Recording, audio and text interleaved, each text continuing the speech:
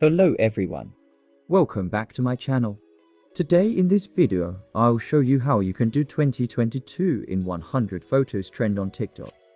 So let us start. To do this trend, you need CapCut and TikTok. After that, open TikTok and go to search option and search 2022 in 100 photos. After that, you will see a bunch of videos with the trend. Open any video and then click on CapCut. Try this template. Now click on Use Template in CapCut. Now click on Use Template and add your 100 photos.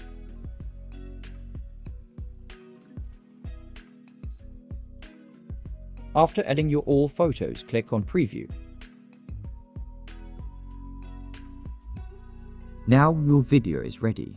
If you want to change the text, you can do that by clicking on Text option and then to Edit. Now check your video and then export.